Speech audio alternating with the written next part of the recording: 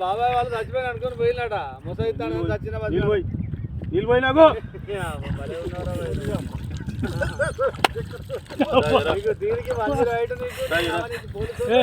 ఎందుకు పన్న వాళ్ళ ఎందుకు అనుకున్న వాళ్ళ ఈ చల్లదనానికి ఎండకు చేయలేక కన్నీకి ఓడిపోయి వచ్చిన గెలవలేక ఏం చేసావు 10 రోజుల నుంచి గణేట్ చేత నాతో గట్టించి నా కష్టం దోచుకొని గణేట్ రాయ్ నాకు అంటే డబ్బులు ఇచ్చారు కానీ శ్రమ